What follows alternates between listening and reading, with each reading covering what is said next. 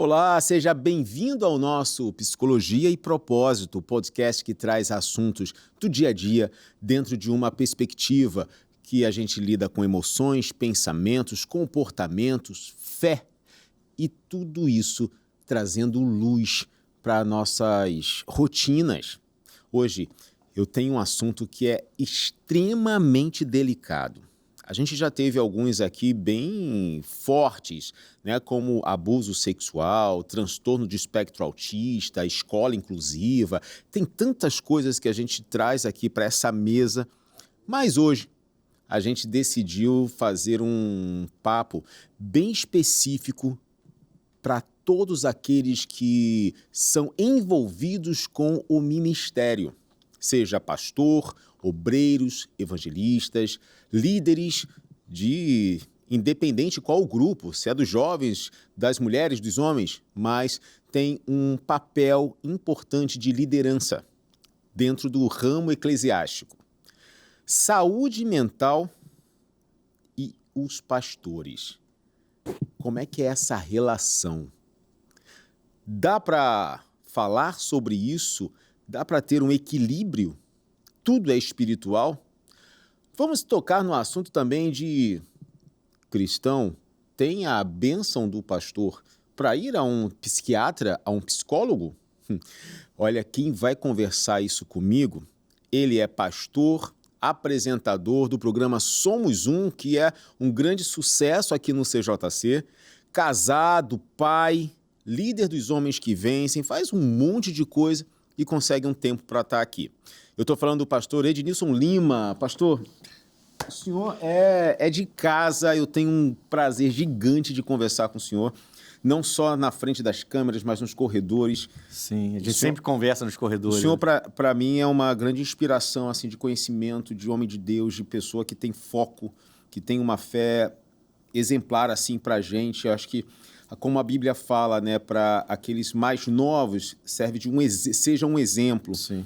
E não dizendo que sou mais novo que o senhor, mas estou falando na caminhada de fé, no caminho ministerial. Sim, eu estou muito lá atrás ainda, o senhor está lá na frente, mas é eu falo de coração, o senhor é um exemplo assim, para a gente aqui, para mim especialmente. Que bom que eu seja esse exemplo, não me engrandecendo, mas assim, é uma coisa que eu luto muito por isso, né? Eu luto muito, a gente tem várias batalhas, eu acho que não tem um pastor que não passa por várias batalhas, e eu acho que a maior delas é me manter intacto, me manter limpo, né? Me manter em santidade, me manter na presença de Deus. Sem santidade a gente não pode agradar a Deus, né? Então eu entendo que é uma obrigação, chega a ser uma obrigação. E isso talvez afete alguns pastores, já entrando no assunto, né? Verdade. Afete a saúde mental de alguns pastores, essa quase obrigação de você se manter intacto, se manter limpo, se manter puro, se manter em santidade na presença de Deus e mostrar em casa, fora de casa, na rua, na faculdade, no trabalho, no lazer e também no altar, um caráter só, o caráter de Cristo, né? Esse é um desafio possível, senão não teria sido posto para a gente seguir, né? Sim. E é um desafio para todos. Agora, tem um peso maior de responsabilidade sobre pastores que estão ali à frente, que guiam, lideram, né, que orientam. São pessoas que Deus coloca na vida da igreja e dentro da igreja para servir como Moisés, que leva o povo para fora do Egito, né? Sim. Como Paulo, que escreve as cartas orientando. Então, são pessoas que assumem um compromisso que não é apenas ser de Deus. É ser de Deus a ponto de demonstrar para os outros como é ser de Deus. Né? Vai um pouquinho além, né? Pois é. E aí, a gente tem falado muito aqui no nosso podcast sobre a saúde mental, né? A gente vê a importância de cuidar do corpo como templo do Espírito Santo. Sim. Embora a gente se depara aí com uma obra da carne que muitos descartam, que é a glutonaria, né? Sim. E a vaidade no meio. Que é aquela coisa, né? A gente esconde todos os pecados. Agora, a glutonaria, o comer, às vezes a gente se organiza na igreja para comer. Pois né? é. E não tem... comer não é pecado, né? O problema é ultrapassar os limites, exato, né? Comer exato. mais do que se precisa, Exato, né? Nem o que se deve. Até porque cada um vai comer aquilo que depende de cada corpo. Mas às vezes a gente ultrapassa. Mas assim, temos um cuidado com o corpo. Sim. Dá um problema cardíaco, a pessoa vai no cardiologista. Dá um problema na coluna, vai no ortopedista. Sim. E aí, a questão do espírito, a gente sabe que precisa estar alinhado com Deus. Então, ir à igreja, orar, ler a Bíblia, a gente pode passar, até pensar, né? Isso daí é o roteirinho básico que todo mundo fala. Mas se você não ler a Bíblia, não ora... É o básico há 2000 anos, né? E não vai à igreja porque você se diz ser a igreja e não precisa ir... A coisa vai apertar uma hora e aí você vai ver se você está andando no espírito ou andando sozinho. No natural. Pois é. Então, assim, a gente sabe esses dois pontos, corpo e espírito. Agora, as emoções, os pensamentos ficam todos concentrados na alma. E a alma pode adoecer. Sim. Na opinião do senhor, pode? Pode adoecer. E a gente tem visto isso acontecer dentro da igreja também, não só fora da igreja. As pessoas geralmente chegam enfermas, né? Sim. Na alma, não só no corpo, mas na alma também. E ela geralmente chega na igreja desse jeito. E aí recebe Jesus Cristo, recebe a boa palavra e vai sendo sarada, vai sendo curada. E algumas conseguem, na sua maioria, conseguem essa bênção. Mas mesmo depois de curada, se essa pessoa ela não tiver esse básico que você falou, como leitura bíblica, oração, congregar numa igreja, ter um pastor para orientá-la, pastoreá-la, trazer a revelação da palavra, essa pessoa em algum momento ela vai adoecer novamente. Pois é. Por quê? Porque tá aí o dia a dia, né? A gente já teve a pandemia, teve o Covid-19, teve isolamento, teve pessoas perdendo abruptamente assim... parentes até cheios de saúde, de repente foram embora. E tiveram pessoas que não perderam apenas um, foram dois, três. A família toda. A coisa foi apertada. Foi bem apertada. Aí tem a situação financeira que você, agora não, já há algum tempo, sempre pisando em ovos, não sabe o que vai acontecer no nosso país. Até vir um Trump na vida e mudar as tarifas todas, aí a gente perde de novo. De novo, quer dizer, então a gente está sempre assim, né? Sempre naquele alto e baixo, assim, vai e volta. Verdade. Se a gente não tiver como nos centrar, nos focar naquele que pode todas as coisas, que é Jesus Cristo, fica difícil você ter o controle e o domínio disso, né? Então, para você enfermar novamente é muito fácil. E a alma é onde está atrelado diretamente à saúde mental, é o que a gente vê, pesquisas, né? Pesquisas bíblicas e também as evidências de que o nosso sistema intelectual, as cognições, elas podem adoecer. E aí vem uma questão que a gente vai falar sobre a saúde mental entre os pastores, mas só para a gente desmistificar um ponto. Existe um preconceito muito grande do cristão aceitar ir a um psiquiatra. É comum ele ir ao neurologista, porque o neurologista ele trata de questões neurais, de problemas de construção cognitiva do cérebro, e aí ele pode tratar de Alzheimer, de mal de Parkinson, ele trata de uma deficiência intelectual, porque é uma coisa sólida. O psiquiatra, ele já trata de transtornos de humor, de personalidade, de ansiedade, depressão, ele trata de outra... Está no mesmo cérebro, mas é uma outra compartimento. Área. É como se, fazendo uma comparação com quem trabalha com informática, o neurologista trabalha com hardware, que são as peças, e o psiquiatra trabalha com software, que são os programas. Né? Para a gente deixar a coisa bem... tem aquele que conserta o celular e aquele que só mexe nos aplicativos. O psiquiatra é o que mexe nos aplicativos e o neurologista é o que mexe no celular, nas placas ali. E aí existe esse preconceito, não só de ir a um psiquiatra, como também a ir a um psicólogo, né? Qual é a explicação que o senhor definiria para esse preconceito tão pesado e tão antigo? Bem antigo, bem antigo. Eu penso o seguinte, a gente tem um Deus que é tremendo, né? A gente começa por aí. Um Deus que não há psicólogo, nem psiquiatra, nem nenhum médico, ele é o médico dos médicos. Então, como cristão, o cristão ele fica sempre nessa fé, alguns só na esperança, mas alguns realmente na fé, de conquistar a sua libertação de qualquer enfermidade. Aí eu penso que há, dentro de algumas igrejas, para não dizer a maioria, uma dificuldade de aprendizado de quem está ensinando. Sim. De quem está passando para os seus liderados, para as suas ovelhas. E aí eu vou chamar a responsabilidade para nós, pastores, a culpa é nossa. Porque, às vezes, nós colocamos um peso, eu tento tirar isso das minhas ovelhas, mas já foi pior, inclusive. Agora eu vejo que está até melhor, mas algum tempo atrás era bem pior. Os pastores colocam um peso sobre as suas ovelhas no sentido de que, é Jesus que cura. É lógico que é Jesus que cura. Sim. Mas eu não posso, e eu sempre pensei isso, tá? Sempre pensei isso. Eu não posso impor a você a minha fé. Eu não posso fazer isso. Eu sempre pensei assim. Sempre. A fé, embora seja possível a todos, ela é individual. Ela é acessível a todos. Ela pode a mesma coisa na vida de todos, mas a sua fé pode não alcançar o que a minha alcança. A minha fé pode não alcançar o que a sua alcança. E eu, como aquele que estou ali como exemplo, como orientador, como aquele que vai pastorear alguém, eu preciso observar se aquela pessoa não vai alcançar aquela fé. E eu tenho a obrigação de fazê-la alcançar. Mas, se ela não está alcançando a fé para ser curada, eu preciso saber orientá-la a procurar um médico. Sim. E se ela pode procurar um neurologista, por que não um psiquiatra? Por que não um psicólogo? Se a gente vê a necessidade de fazer isso, é bom que faça. Eu até, recentemente, eu orientei uma pessoa assim. Falei, olha, a senhora precisa ir a um psiquiatra.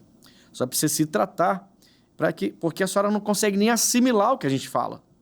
Então aí tem as limitações que muitas vezes é biológica. Exatamente. Que precisam ser tratadas, Sim. né? E não é que Jesus não possa curá-la também. Não é que Jesus não possa fazer isso também. Ele pode todas as coisas. Exatamente. Mas eu não posso ver uma ovelha sofrendo e eu dando a ela tudo que eu tenho para dar, para que ela possa sair dali. Eu não vejo ela sair dali e eu não posso impor a minha fé nela. Entende? E eu sempre pensei nisso. Eu entendo que a minha fé é a minha fé, a sua é a sua. Eu estou aqui para te ensinar, então eu vou te ensinar.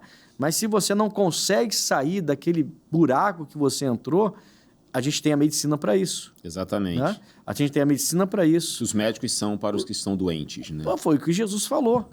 Se Jesus falou isso... Jesus falou isso, entendeu? Então, eu preciso pegar e ser um pouco mais equilibrado nesse sentido, senão eu forço aquela pessoa... E aí é esse peso que às vezes a gente coloca de, poxa, você vai ser curado porque Jesus te cura. Tá, legal, Jesus cura, eu sei. Mas aquela pessoa está reiteradamente apresentando os mesmos sintomas. E ela vai decaindo, né? Exatamente. Porque às vezes ainda não recebeu a cura ou não se manifestou, e aí ela começa a entrar numa frustração que piora a saúde mental. Sim, eu recebi uma ligação de uma ovelha, um membro, um senhor já, um pouco mais de idade que eu, e ele estava em depressão profunda. Era madrugada. Minhas ovelhas todas têm meu celular e eu atendo elas a hora que eu tiver que atender. O senhor atendeu ele de madrugada? Sim, eu atendo sempre que me ligam, eu atendo. Eu não deixo de atender. E aí eu estava atendendo ele, fui para a sala para não acordar minha esposa, né? Estava atendendo ele, e aí ele acalmou, eu orei, ele acalmou. Ele falou, poxa, pastor, estou bem. Falei, que legal, irmão, então fica firme. Certo. Aí ele foi na igreja, agradeceu, tá? Aí um mês depois, novamente. Aí ele me ligou de novo, conversei com ele a terceira vez, a quarta vez, na quinta vez ele falou assim, pastor, é interessante, eu passo por tudo isso e eu logo lembro do Senhor. E quando eu ouço a sua voz, o Senhor começa a me dar a palavra e ora por mim, eu melhoro. Aí eu falei, tá legal, irmão, só que isso não pode continuar assim, porque quem te cura é Jesus Cristo. Você precisa de um tratamento. Senão acaba condicionando ao Senhor essa capacidade. Exatamente, e não sou eu. Não sou eu, não é o missionário Soares, não é o pastor Maico, não é o pastor Rogério, não é o pastor Jaime, não somos nós. É Jesus que cura. Só Cristo. E eu vi que ele estava se apoiando. E eu falei, não, você precisa se tratar. Ao invés do senhor estar como pastor, o senhor estava se tornando uma muleta dele. Exatamente. Não, e eu continuo, tá? Eu continuo atendendo ele continua acalmando quando ouve minha voz e recebe minha oração, mas ele já está se tratando. O senhor deu uma chacoalhada, ó, Sim, continua aqui com você, mas tem que se tratar, procura o profissional e se trata. E até ele comentou assim, mas eu já me tratei. Eu falei, então procura outro profissional, porque isso aí não funcionou. Exatamente. Porque o senhor está voltando sempre com o mesmo problema. Então, eu sempre orientei, porque eu não posso... Se eu vejo que já fiz de tudo e aquela pessoa não alcançou uma fé para libertar totalmente, só se liberta quando eu falo com ela e oro. Peraí, eu não sou Jesus Cristo. Está havendo uma dependência aí. É uma dependência. E eu cortei essa dependência, porque não pode depender de mim, tem que depender de Cristo. Como também o membro pode tomar um remédio de forma contínua, o senhor não pode tirar o remédio. Jamais. Como também não pode dar o remédio. É o profissional. Cada um vai cuidando da sua questão. Eu acho que é Aliás, só te cortando um pouquinho só. Há uma discriminação, não sei se essa palavra seria essa palavra, de fora para dentro, nesse sentido. Que também melhorou um pouco até ultimamente. Eu nunca vi um missionário fazer isso. Tá? E eu nunca fiz também. Eu, pelo contrário, eu ensino para os meus pastores. Ninguém tem, na igreja, no altar, ninguém tem direito de tirar os remédios que você tomou, nem você mesmo. Porque a pessoa fala assim, estou curado, pastor, estou muito bem. Parei de tomar o remédio. Prejuízo. Parei de tomar. Eu falei, por que a senhora parou? Quem mandou a senhora parar? Não, eu fui curada, Jesus falou. Eu falei, então a senhora tem que ir no médico para que ele ateste a sua cura e a senhora deixe de tomar. A senhora não pode parar de tomar o remédio porque a senhora não está sentindo mais nada. Vai no médico, então. Ah, não, mas eu não vou, não. Você vê que a pessoa tem até medo de ir ao médico. Se eu não for, eu não fico sabendo. E aí eu não tenho, eu não sofro. Entendeu? Esse é o pensamento. E aí pode vir um mal súbito e por falta da medicação ela pode estar perdendo até a vida. Então eu oriento, vai ao médico. Está curado? Tá, vai lá e atesta. Até bom para dar o testemunho depois. Você tem o documento aqui. Eu tinha, aqui, ó, não tenho mais. Exatamente. E acabou. E o médico, ele deu, ele tira. Na saúde mental é importantíssimo respeitar essas orientações médicas das medicações. Sim. Porque, como eu já falei aqui algumas vezes no programa, um tratamento medicamentoso, seja ele qual for, para a saúde mental, primeiro que ele começa a fazer efeito depois de 15 dias. A pessoa vai tomar o remédio e só vai começar a perceber alguma... Pode até sentir uma coisa ou outra, mas é muito pouco. Só depois de 15 dias, tomando da forma que o médico orientou, que começa a fazer algum efeito. E aí, muda toda a estrutura do corpo. Do nada, parar de tomar aquele remédio... É o que eles chamam de rebote, né? Exatamente. Vem com ele tinha um controle de serotonina no cérebro, agora não tem mais. Pode dar ruim. E a pessoa tudo. fica com uma sensação de que está tudo bem, porque o remédio ainda está dentro dela dando efeito. É muito comum. Mas uma hora aquele efeito vai sair. É muito comum quem tem o transtorno de bipolaridade, porque o bipolar ele fica ora em euforia, ora em depressão. Quando ele está em euforia, ele passa às vezes 3 meses, 6 meses, ele tem a sensação que, primeiro, ele consegue pensar em muita coisa, dorme pouco porque ele está muito ativo, tem muitas ideias, muita disposição. Tô bem, não preciso do remédio. Aí corta, para de tomar, ele dá uma queda e as quedas não são boas. Né? São pancadas. E assim, os profissionais eles têm uma maneira de desmame do remédio, né? Tem toda uma orientação. Teve um jovem que ele abriu um quadro de esquizofrenia e eu o conhecia. E ele acreditava na palavra, ele lia, ele falava com certeza. E ele sempre ali, tomando medicação, fazendo tratamento, né, na igreja e tal, também. Até que, de vez em quando, a madrasta dele me ligava e falava assim, Anderson, você pode conversar com fulano? Eu, por quê? Não, porque ele não quer mais tomar o remédio. Ele falou que está curado. E ele falou que se... ele só ouve você. Eu falei assim, tá bom. Eu ficava geralmente 1 hora, 1h30 conversando com ele. E aí eu falei assim, mas ele falava, mas eu tô curado, a Bíblia diz isso, eu creio. Eu falei assim, perfeito, eu também creio que você tá curado. Só que quem te passou a medicação? Ah, foi o doutor. Então, volta nele e pergunta se ele vai liberar você, vai te isentar de tomar o remédio. Ah, mas eu só vou semana que vem. Eu falei assim, então beleza, toma até semana que vem e na consulta você fala assim, ó, doutor, eu tô curado, você pode cortar o remédio? E ver o que ele vai falar. Eu é que não podia falar, eu não sou nem doido de falar um negócio desse, mas era sempre essa orientação que a gente recebe também desde da nossa fundação aqui na Igreja da Graça. É aí que eu falo que às vezes a pessoa de fora não entende e acha que a gente orienta a pessoa a fazer isso. Pelo contrário, a gente orienta a pessoa a procurar o médico deu, o médico tira. Isso tem que ser desmistificado. Exatamente. Porque a pessoa de fora acha que a gente orienta, a gente não orienta. A gente tem às vezes o costume de colocar Deus num nível abaixo do que ele é.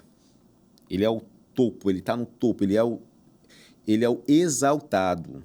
Ele é o eu sou. Pois é. E aí a gente traz Deus para nível de ciência. Aí não dá. Como às vezes a gente quer colocar a ciência ao nível de Deus. Não tem como fazer isso. Agora, pastor, os membros passam por isso. Sim. E os pastores? Passam também. É mais intenso? Olha, pela postura, porque às vezes o pastor ele precisa sempre estar com uma aparência de ser muito forte, pronto para qualquer coisa, disposto para qualquer coisa e não pode demonstrar fraqueza. Isso pode ser um problema? Pode. Você não vai ver, por exemplo, uma ovelha, né, natural, um animal, doutrinando o homem e com seu cajado e levando ele para o curral. Sim.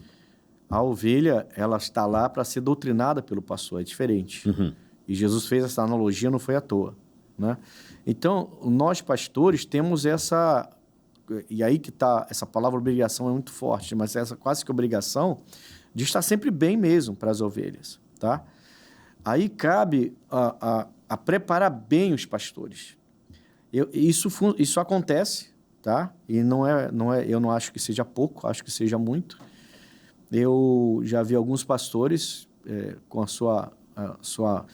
claramente com a sua saúde mental não está boa, né? Você vê que não está boa. Pode aparentar que está, mas não. Uhum. E é isso aí. É o peso que ele tem de estar sempre como exemplo diante de uma igreja. Eu entendo o seguinte, eu creio que eu, como pastor, tenho que estar sempre pronto para a minha igreja. Só que, para que eu esteja sempre pronto para a minha igreja, fora dela, eu preciso me preparar. Quer ver, um dia desse atrás, só para você entender o que eu quero falar. Um dia desse atrás, eu estava muito cansado. Estava na minha sala, era um dia que eu não estava na igreja, estava na minha sala. E era tardinha, tinha tomado um café lá, minha esposa e tudo, e eu cochilei. Aí a minha esposa veio e falou assim, filho, tocou em mim, eu até tomei um susto. Eu estava cochilando, né? Assim, você está muito cansado, vai para a cama, descansa um pouco. Era tarde. Eu entrei no quarto rapidinho e saí já com tênis. Uai. Ela falou, você não vai dormir? Você não vai descansar? Eu falei, eu vou correr. Peguei um tênis, fui para a rua e fui correr. Por quê? Porque eu sabia que se eu ficasse deitado, não ia ter benefício nenhum, a não ser o descanso. Mas o descanso eu durmo mais cedo. Uhum. Eu vou dormir mais cedo, e para mim seria mais benefício se eu saísse para correr um pouco. Entendi. E aí eu fui corri por 1 hora, fiz 1 hora de caminhada e corrida, voltei muito melhor, muito mais disposto, o sono foi embora, tive disposição, fui dormir naquele dia umas 10 e pouca da noite, dormi bem, acordei bem e acabou. Quer dizer, então, eu creio que os pastores precisam ser doutrinados, preparados pela sua liderança, para que eles entendam que eles também são seres humanos. Sim. Que eles guiam 100, 50, 200, 300, 500, 1000 ovelhas que estão guiando, e não é fácil, porque você é um pouquinho de cada coisa, né? Você fica de madrugada atendendo um, aí desliga ali, aparece o outro, aí depois a minha irmã faleceu, vai lá no cemitério, o outro já está no hospital, tem que ir no hospital, ou encontrar alguém para ir no hospital para você, né? Então, mas você tem que estar ali, é você que está... Porque se você esquece de uma ovelha, ainda vem em cima de você ainda. Sim, é verdade. Quer dizer, porque as ovelhas... Outro dia eu vi um vídeo muito legal das ovelhas atacando o pastor dela, né? Ele distraiu, ficou de costa, a ovelha veio e derrubou ele. Aí o pessoal tava falando, às vezes acontece, da própria ovelha te derrubar. E eu falei, às vezes acontece isso, você tá sempre ali, sempre disposto. Então você imagina o peso pra gente. Você está ali, você está orando por ela, você está se consagrando por ela, você passa a noite orando, você faz consagração, faz propósito de fé, você atende de madrugada, atende às vezes várias vezes a mesma pessoa, e aí outra, e vários problemas, o mais variados que você possa imaginar. O senhor sai daquele caso de saúde, vai para financeiro, vai para o casal, vai para o filho, volta para um outro. Isso numa semana, às vezes no mesmo dia, às vezes. Então é uma coisa, e você ainda tem as outras coisas, né? Eu, por exemplo, amanhã eu tenho uma prova para fazer. É uma prova? É, tem uma prova para fazer. Antes de vir para cá, estudei um pouquinho, cheguei em casa, estudei um pouquinho, cheguei da viagem, né? E vim para cá. Vixe. Aí vou sair daqui, tô cansado. O que eu vou fazer? Vou pro futebol. Vou preparar um pouco, porque hoje eu não consegui correr, fazer exercício, fazer nada. Vai então pro vou futebol para desestressar e amanhã eu já estou na igreja. Entendeu? Então, assim... E vai fazer a prova então, ainda? Vou fazer a prova. Vou fazer a prova amanhã. Então, o que eu quero dizer com isso? De meia-noite às 6 não tem nada para fazer, né?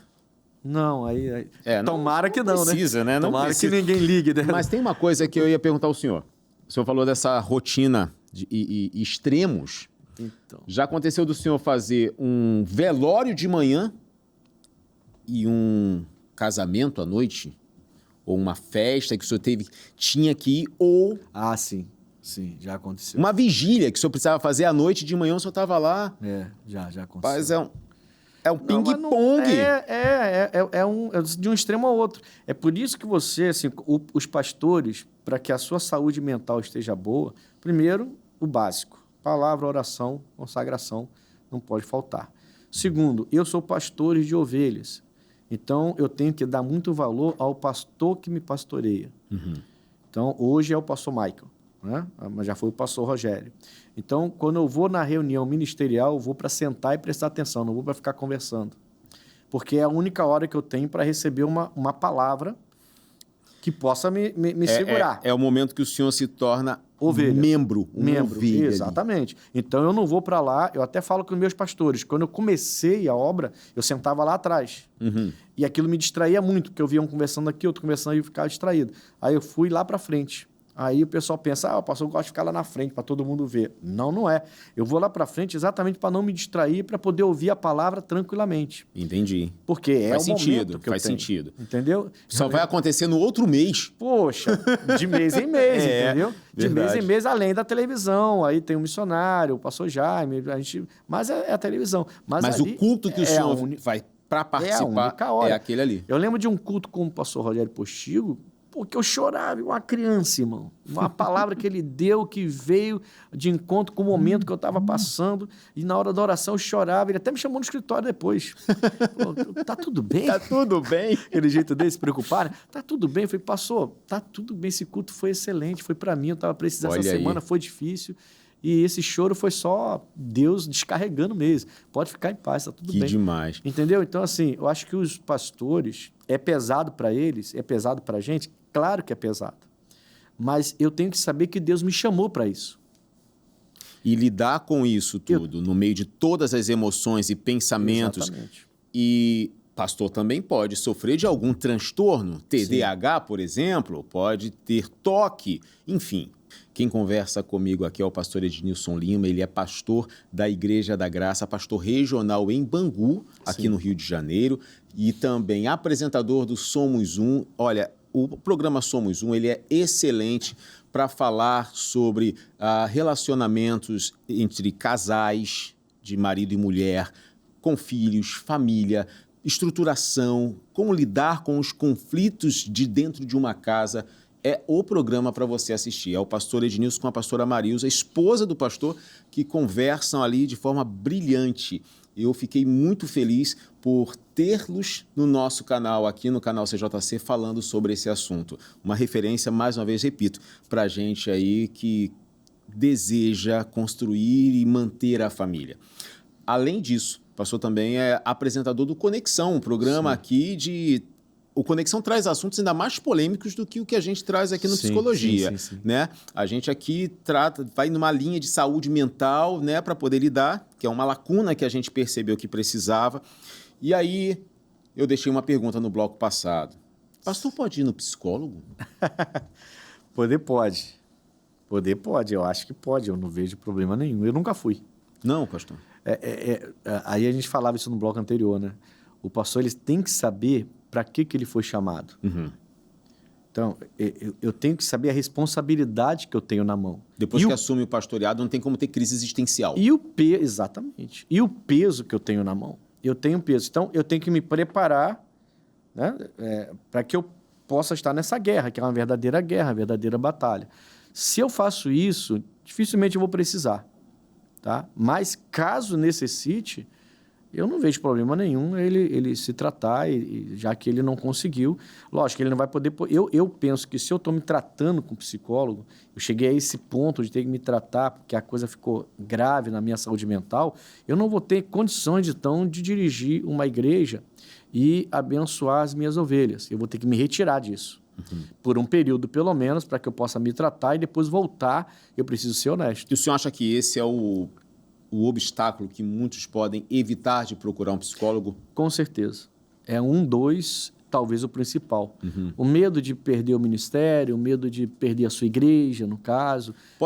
Rola o medo de ser mal visto ou mal interpretado pela igreja e pelos colegas de ministério mesmo? Sim, com certeza. E como lidar com isso? Difícil, porque né? Eu costumo comparar o psicólogo ao fisioterapeuta, o psiquiatra ao ortopedista. A pessoa chega lá com uma hérnia de disco, passa pelo ortopedista, ele vai fazer 10 sessões de fisioterapia. E ele vai lá, procura um fisioterapeuta que vai passar os exercícios para aliviar e ver o que pode fazer ali. Muitos casos da área ortopédica, a fisioterapia consegue lidar, às vezes, sem remédio. Sim, né? sim. São muito bons. Na psicologia, o psiquiatra ele fala, olha, eu diagnostiquei isso aqui, vamos colocar um transtorno de depressão maior, né? Ou ansiedade, transtorno de ansiedade generalizada, que é a famosa TAG, que são os dois problemas que mais atingem o mundo. E se são os dois que estão no ranking primeiro e segundo lugar, e os pastores fazem parte dessa sociedade, muitos podem estar sofrendo com isso também. Sim. E aí o psiquiatra passa, olha, vou te encaminhar para a psicologia. E aí o psicólogo ele vai passar atividades, orientações, exercícios de cognição, de flexibilidade mental, cognitiva, para conseguir ajudá-lo a lidar com essa... Mudança de comportamento, mudança de rotina.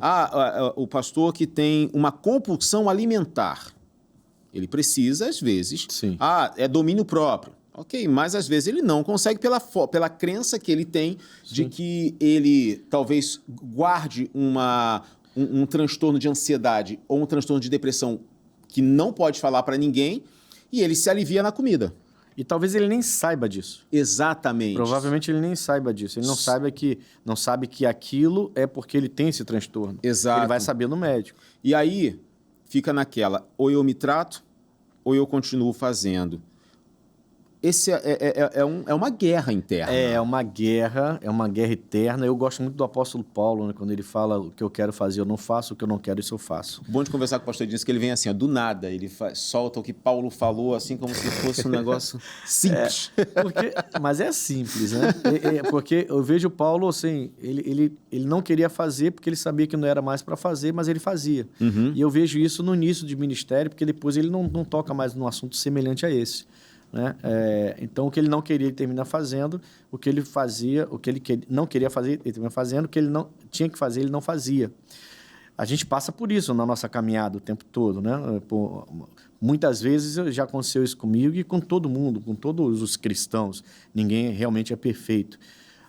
O que eu vejo é que os pastores eles têm esse receio. Uhum. Quer dizer, eu estou me tratando com um psiquiatra, um psicólogo, e estou tomando um remédio. Pô, você é fraco na fé. Poxa, isso aí é... Isso mata, né? Isso mata. Então, assim, eu tenho uma preocupação muito grande com meus pastores, porque quando eu sou um líder regional, eu entendo que eu sou pastor de pastores também. Você tem um grupo ali de pessoas exatamente. Eu tenho uns pastores que têm suas esposas, pastores que têm seus maridos, seus filhos, né? Sim. Tem até um caso de um casal de pastores que o filho estava entrando em depressão. E ele falou, pastor, eu não sei o que eu faço com meu filho, porque eles têm essa liberdade para chegar para mim, eu não julgo, entendeu? Eu procuro não julgar. Essa é uma diferença. Eu já tive essa discussão já com uma pessoa uma vez. Falei, ó, é por isso que a gente está perdendo pastores. A gente está perdendo porque quando o pastor ele chega até a gente, ele não chega para ser julgado, chega para ser ajudado.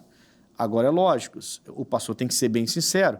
E se ele não está bem mentalmente, como é que ele vai conduzir uma igreja? Então, ele vai ter que ser trazido para perto, ser tratado, inclusive com a medicina, com o seu psicólogo ou psiquiatra, não sei, talvez até com medicamentos. Vamos tratar, vamos cuidar e depois ele volta à atividade dele. O senhor sente que falta esse acolhimento? Falta às vezes. Não é qualquer líder que consegue fazer isso. Porque existe um compromisso grande. Recebi uma regional, recebi um estado. Poxa. A pressão é muito maior.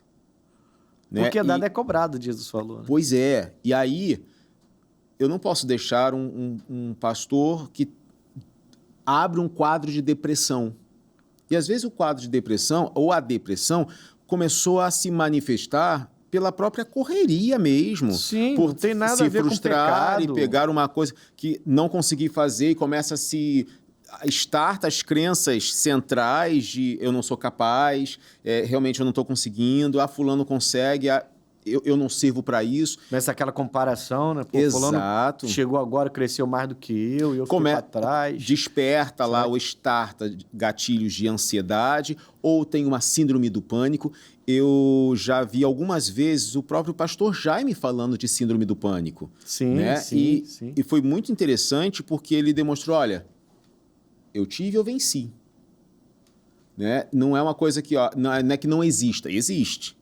Mas ele teve a consciência do que era e lutou contra. Pô, lutou muito contra. A gente tem que ter essa noção, a gente tem que dar nome também às coisas. Sim, né? E pelo que eu entendo, eu sou pregador, né? Eu não entendo muito disso, mas tem casos até que falta até certas vitaminas no seu corpo pode te levar à ansiedade. Exato. Às vezes você, até um tipo de alimentação pode gerar ansiedade em você.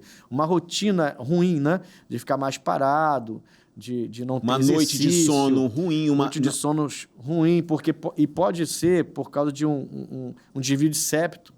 De repente você está dormindo mal porque tem desvio de septo, não tem nada a ver, mas você dorme tão mal por tanto tempo que aquilo vai desencadear. Aí a memória começa a falhar e fala assim, Alzheimer, eu tô com demência. Você acorda assustado e é um desvio de septo. Você não conseguiu respirar. Olha o ponto, olha como é que faz a ponte. O desvio de septo impede da pessoa dormir. Sem um sono de qualidade, as memórias não ficam arquivadas. Sim. No outro dia, eu vou ter falhas na memória. Sim, aí você começa a pensar, de repente pode estar desencadeando o mal de Alzheimer. Exato. Será que vai acontecer comigo? Aí isso vai dominando. Tem gente que não consegue ter o controle disso. E pode chegar a uma depressão, a uma ansiedade severa. Todas as pessoas que chegam para mim para acompanhamento e o processo terapêutico, psicoterapêutico, eu sempre peço, faz um exame de sangue e pede para ver a vitamina D. Pois é. Porque vitamina D baixa, vitamina B12 baixa, é propício gerar depressão. Pois é. A pessoa fica sem energia. E aí, às vezes, fazendo a regulação com vitamina, vai desenvolver e a pessoa vai conseguir lidar com aquilo. Porém, só para a gente fechar a questão dos pastores, eles podem estar precisando de uma questão biológica, de uma providência biológica, vitaminas, suplementação, como eles podem estar precisando de uma questão de tratamentos, medicamentos psiquiátricos mesmo. Ou só uma orientação. Porque, saber o que tem. Poxa, a nossa vida é muito corrida. Sabe, eu lembro uma vez que eu saí, eu morava aqui pertinho, aqui da RIT, na época, e eu já estava em Bangu. E eu lembro que era um domingo, né? Domingo pra gente é o dia mais cansativo. E aí é o dia de descanso para todo mundo, mas para os pastores... Menos para a gente. É o dia de mais trabalho. De mais trabalho. E eu saí depois do culto, à noite, e quando eu entrei no carro, sentei no carro, eu respirei, e aquele peso, aquele cansaço, mas eu estava muito cansado, mas muita coisa mesmo. E eu vim dirigindo pela Brasil, eu vim até devagar, porque eu estava muito cansado mesmo. Eu liguei o rádio, comecei a orar, comecei a chorar, orando, e vim, daí... começou a querer vir uma tristeza, né? Mas eu falei, pô, eu tô cansado, Jesus, eu não tô triste não, eu amo o Senhor, eu tô feliz da vida, eu fiz a tua obra. Aí comecei a repreender o espírito da tristeza. Então, assim, o problema, a dificuldade dos pastores é saber dividir, e eu também tenho essa dificuldade às vezes, de saber dividir o que é espiritual e o que não é. Distinguir uma coisa da outra, Embora, eu quero deixar bem claro, eu acho que tudo que vem para malefício tem a mão dele de alguma forma. Uhum. Jesus falou que ele é o causador de todos os males. Todos. Então, sendo natural, sendo falta de vitamina, sendo alguma coisa, de qualquer maneira tem a mãozinha dele lá, fazendo com que aquela pessoa se alimente mal, com que ela ache que dormir o dia inteiro vai descansar o corpo. Não vai. Talvez uma caminhada, um exercício, uma academia vai melhorar o seu corpo do que ficar dormindo. É um engano, né? É o engano. Então, de qualquer maneira, tem a mãozinha dele lá. Então, a gente precisa estar bem espiritualmente e, no caso dos pastores, eu preciso entender que eu não sou apenas aquele que está no altar. Eu sou pai, sou filho, sou irmão, eu sou marido, eu sou um ser humano, eu tenho minha vida em casa, tenho que ter minha vida social também, né? E é bom que você faça isso, é bom que os pastores entendam a necessidade de criar uma rotina boa. Equilibrada, né? Equilibrada, uma rotina boa, né? Não uma rotina, eu não estou trabalhando, estou muito cansado, eu vou só descansar. Não adianta você chegar em casa e apagar na cama. Você tem que orar um pouco, você tem que falar com Deus, talvez fazer um exercício, mudar a alimentação, que é outra coisa que os pastores sofrem, né? Sim. A alimentação, não tem tempo para nada, e hambúrguer, pizza, isso, aquilo outro. O mais prático, o mais rápido. O mais prático, fast food, e aí quando vai ver, a sua saúde foi embora. Foi embora, é verdade. Então, assim, mudar a rotina, essa rotina maligna, ruim, para uma rotina boa. Por quê? Porque ele tem que fazer o que Jesus mandou, que é cuidar das ovelhas. Então, não dá para eu chegar no altar e falar assim, pessoal, hoje eu estou muito mal, vou fazer uma reuniãozinha aqui, dar uma palavra, depois vou deixar outro fazer o culto, porque eu estou muito mal, orem por mim. Mas a ovelha não está ali para aquilo.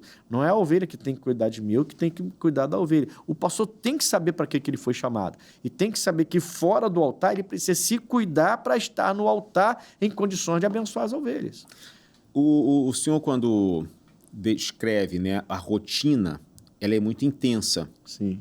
Pela rotina ministerial, né? Isso, a rotina ministerial ela é muito intensa. Sim. E sofre muitas pressões. Exato. Pressões do povo, pressões da responsabilidade, pressões de cima, pressões de baixo, e fora a pressão pessoal. Sim. Como é que ele consegue organizar difícil. todas essas pressões? Não, o membro saiu. Eu tenho que saber o que aconteceu. Perdemos fulano, ou teve um problema estrutural na igreja, ou tem alguma coisa que eu preciso fazer, eu preciso de autorização. Como é que... Uma irmã me ligou esses dias, falou que primeiro foi com o marido dela, que não é convertido, só vai de vez em quando, me dá a notícia da gravidez, eles estavam felizes da vida, eu abençoei.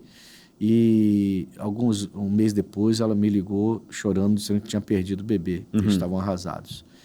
E eu tive que ficar um tempo com ela ali pregando e orando e falei da oração. Esses dias ela foi na igreja, a médica liberou, ela foi na igreja, falou que estão bem e estão esperando a bênção chegar novamente. Deus vai dar. Então, você passa por essas coisas assim do nada. Você tá tranquilo, de repente vem pum. E você fica com aquele peso, né? Cara, eu me abençoei. Será que a minha bênção não valeu de nada? Porque ele perdeu. Corre o risco de colocar em xeque, eu fiz certo, eu errei. Exatamente. Eu não abençoei, eu não tive visão, não tive entendimento, não percebi. Ou eu realmente... Alguns até chegam a dizer, será que eu estou em pecado? Eu abençoei a criança, né? Na minha primeira igreja, uma irmã de um casal de obreiros, alcoólatra, ela e o marido, ela se converteu. Eu comigo lá. Então, se transformou numa bênção. E aí começamos a lutar pelo marido, que ainda era alcoólatra, ele não se converteu. E eu ia batizá-la num domingo. No domingo seguinte. Ela foi no domingo, no outro domingo era o batismo. Naquele domingo era Santa Ceia e eu vendia quentinha, na igreja pequena, eu vendia quentinha para fazer as coisas na igreja, para arrumar a igreja, deixar a igreja bonitinha. Ela pegou a quentinha e falou assim, deixa eu correr, pastor, porque eu não quero que ele saia de casa. Se ele sair e começa a beber, não come mais. É a rotina do alcoólatra, né? E ela já sabia, né? Então, ela também era. Então, ela falou, tem que correr. Ela sai da igreja correndo e passa pela frente de uma van para pegar o ônibus do outro lado, né? Porque o ônibus da casa dela parou do outro lado. Só que vinha um ônibus cortando a van e pegou ela. Nossa. Me chamaram, passou, acho que é da sua igreja, porque a cantina tá toda espalhada, a cantina que sorvete tá toda espalhada lá na pista. A pista de Maricá, né? Foi lá em Inoã. Aí eu cheguei e tava ela lá. Mas eu não vou nem descrever como é que ela estava. O estado dela, né? E eu fui na ambulância com ela, falei pra minha esposa fazer o culto da noite, domingo à noite, e fui na ambulância com ela e fiquei no hospital com ela o tempo todo, com a família, dando todo o apoio lá. Dando suporte, né? Suporte também porque era minha ovelha, cara. Sim. Eu ia batizar aquela que era alcoólatra o mês passado, estava convertida, eu ia batizar domingo seguinte. E eu ali, mas eu não parei de orar. Eu fiquei 7 dias ali, lutando, ajudando a família também, mas lutando, pedindo, orando, repreendendo, mas ela morreu. Nossa, pastor. Minha primeira igreja, irmão, imagina a pancada que era. Aí no domingo seguinte eu fui fazer o culto, batismo, ela era para estar lá. Aí como é que você vai fazer o culto? Você fecha o olho e você vê ela caída lá. Você vê, eu fechava... São imagens que ficam marcadas. Por muito tempo. Não foi pouco, não. Eu fechava o olho para orar e eu só via a imagem dela estribuchando no chão, as quentinhas. Aquela imagem ficou gravada na minha memória. Entendeu? Aí, até na época, era o pastor Lauro, que era o meu pastor. Eu falei com ele, falei, pastor, tá difícil. Tá difícil, porque eu não estou entendendo isso aqui. E eu estou sentindo muito. E ele falou... Ele nem abriu a Bíblia. Nem sei se o pastor Lauro sabe disso. Uhum. Qualquer hora dessa eu vou estar com ele, eu vou falar com ele. Ele falou assim, amigo, não cai uma folha da árvore sem que Deus permita. Eu falei, tá bom, pastor. Levantei e saí. E fiquei com isso na minha cabeça. Não há uma folha da árvore sem que Deus permita. Aí eu comecei a destrinchar isso no meu coração, na minha mente. Bom, peraí, então, de que adiantava eu batizar ela e depois ela voltar para o álcool? Ela se unir com o marido, caindo ela alcoólatra. E morrer de alcoolismo, de cirrose e perder a salvação e ir para o inferno. Bom, pelo menos agora ela está com Jesus. Porque o ladrão na cruz também não foi batizado. Sim. E eu comecei a ligar essas pontas. Não ganha uma folha da árvore que sem Deus permita. E aquilo foi me sarando. E depois, com o tempo, depois de alguns meses, eu consegui orar, fechar os olhos sem ver aquela imagem. Então você vê que... De tão intensa situação, que foi, né? De tão intensa que foi. Então eu podia ter perdido meu ministério ali. Sim, verdade. Se não fosse a resposta do pastor Lauro, que era, naquele momento, era pastor de pastores... Era o meu pastor, né? Teve a orientação para poder seguir. Nem abriu a Bíblia, falou essa frase só. Entendeu? Uhum. Mas foi a frase que Deus usou para me abençoar ali. Então, assim, eu tenho que saber que eu fui chamado para pastorear. Os pastores precisam entender que a sua mente... o diabo vai tentar atacar a sua mente de todas as formas. Mas ela precisa ser a mente de Cristo, Eu né? preciso ter a mente de Cristo. Eu preciso trabalhar para que eu tenha uma saúde mental. Sabe? Agora, você fez uma pergunta anterior. É errado ir procurar, se tiver assim? Não é errado procurar. Mas por que chegou nesse ponto? Uhum. Você não está se cuidando bem. Você sabe para que foi chamado. Você está pastoreando vidas. Você está responsável por vidas, no mundo espiritual, pelo menos. Né? Você está responsável por vidas. Eu até cobro as pessoas, vocês não vêm falar comigo. Vocês que não vêm falar comigo, o caldo já entornou. Aí é mais difícil para juntar. Pastor, eu não quero, porque dá dor de cabeça, eu já tenho tanta gente, eu atendo todo mundo, eu tenho esse costume já há muitos anos. Né? Uhum. Eu termino minha reunião e só subo para o escritório depois de atender o último. Entendeu? Entendi. Depois de atender o último. Senão, só se eu não tiver condição, e aí eu já aviso o pessoal. Pessoal, não tem condição, tem um problema para resolver, uma prova para fazer, ou cansaram demais, eu tenho que dar uma parada. E eu aviso logo. Fora isso, eu fico lá, atendo, depois brinco com as crianças, depois com a vovozinha, com os jovens, depois eu subo. Então, o pessoal está acostumado com isso. Eu preciso, então, fora desse meio, fora dessa relação pastor e ovelha, eu preciso criar uma rotina para mim, que me dê uma saúde mental e física para eu poder fazer o que eu faço, porque o que eu faço é muito intenso. Tudo isso. Agora, o senhor conseguiu conversar com o seu líder no episódio, foi o pastor Lauro. Sim. Mas até o senhor chegar até ele, O senhor buscou de todas as formas para conseguir essa orientação. Sim. E aí vem para uma questão. O isolamento do pastor. Pastor não tem muitos amigos, tem muitas ovelhas. Amigos para compartilhar, para dividir, para falar assim, segura aqui o cajado um pouquinho, rapidinho. Não tem. Não tem. Tem colegas, né? E às vezes pode ter até amigos, também pastores. A questão é que ele também tem uma realidade tão intensa quanto o senhor. Talvez até mais. E aí, como é que esse isolamento pode impactar o pastor? Então, se o pastor aceita esse isolamento e não cria nenhum dispositivo para sair dele, já era. Ninguém suporta. A gente sabe, o homem não foi feito para... A Bíblia fala isso. Sim. O homem não... Deus criou Adão e viu que o Adão só não estava dando certo. Criou a Eva. Deu no que deu, mas criou a Eva. Essa foi boa. Deu no que deu, mas criou a Eva. Porque viu que não era bom o homem ficar só. Entendeu? Quer dizer, então a gente tem que criar alguma coisa. Tá aí. E aí, o senhor falando do criar, o que o senhor falaria para um pastor que percebeu, olha, eu não tenho mais vontade, não tenho mais força para fazer as coisas, eu estou fazendo no piloto automático porque eu tenho que fazer, eu sinto que nada mais enche os meus olhos, eu não me alegro mais para fazer as coisas, eu estou esgotado, talvez eu esteja com depressão, talvez eu esteja com ansiedade, talvez eu precise realmente... O que o senhor falaria? Bom, a alegria é sempre o que eu falo para as pessoas. Eu sempre falo com meus pastores, irmão, você perdeu a alegria? Não, então já está com meio caminho andado. É a alegria do Senhor que é a nossa força. Duas coisas. Minha família, eu preciso cuidar da minha esposa, eu preciso cuidar, e quando eu falo cuidar, não é ficar paparicando. É cuidar, é dar a ela um suporte para poder ter dela um suporte. Nós dois somos um só. O que ela sente, eu sinto, o que eu sinto, ela tem que sentir. Não é isolá-la, sabe? Alguns pastores cometem esse erro. Coloca a sua esposa de fora e não deixa ela participar de nada. Então, ele se isola dentro de casa. Porque ele está isolado e em casa, quando ele tem uma parceira, alguém que pode dividir o fardo com ele, lógico que é Jesus que leva o nosso fardo, eu entendo isso, mas a gente está falando de isolamento. Sim. Então, quando ele chega em casa, ele também está isolado em casa. Porque ele isolou a esposa dele é a mãe dos filhos que vai cuidar e ele tem ela como um bibelôzinho que ela não pode saber de nada, não pode conversar com ele, não pode dividir com ele. Então eu tenho que preparar a minha esposa, no caso do pastor, no caso da pastora, preparar o marido, né, para que sejam fortes como o pastor, como a pastora, para poder dividir esse peso. Tá? Em casa é a primeira coisa. Então, a minha casa, olha, quando eu saio do domingo cansado, no final da noite, eu não quero outra coisa, eu quero a minha casa. Tá, eu falo pro pessoal, eu quero a minha casa. Então, às vezes, até tem que comprar alguma coisa, eu falo com ela, pode comprar amanhã, na segunda, antes de ir para a igreja, ou antes de fazer qualquer coisa? Não, dá para comprar amanhã, então eu vou direto para casa.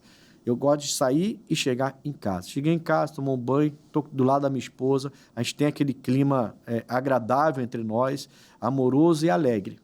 Então, faz isso. Se o pastor já tentou de tudo, não conseguiu, isso é uma coisa. Okay. A outra coisa importantíssima é fazer da sua congregação a sua família de verdade. Entendeu? Então, por onde eu passo, eu me divirto com a minha igreja. Então, eu nunca estou isolado. Entendeu? Porque eu me divirto com a minha igreja. Eu faço eventos com a minha igreja. Eu estou lá com ela, eu termino a minha reunião e eu vou lá fora. Em vez de subir para o escritório correndo, eu vou lá fora. Eu brinco com os jovens, eu estou com as crianças gostam de mim, vêm me abraçar por causa disso, eu falo com eles, e eu estou ali porque eu quero fazer parte daquela congregação. E isso faz com que você não se sinta isolado. Você não é um pastor que vai para o escritório, vem para lá, prega, vai para o escritório, vai para lá, prega, e vai para o escritório, vem... Não. As pessoas sabem que pode contar contigo e você termina contando com elas. Fortalece os vínculos, né? Fortalece. Aí você vê aquelas vovozinhas chegando, pastor, como é que o senhor está? E a pastora, como é que está? Tudo bem com o senhor? Aí pode te dar um abraço, aí te dá um abraço. Como é que você vai ficar solitário desse jeito? Exato, é verdade. Entendeu? Então você faz primeiro a sua casa, depois a congregação, você tem que fazer dela a sua família. Tá aí. Aí, estou ali, é minha família. Quando eu for para outra, vou encontrar outra família. Então, e é assim que eu faço. Tá certo. Pastor Ednilson hoje conversou com a gente sobre saúde mental entre os pastores. Pastor, quem quiser acompanhar mais o senhor está no Instagram, que eu sigo lá. Qual é o nome lá para as pessoas procurarem? Instagram é PR Ednilson Lima. PR Ednilson Lima, fácil.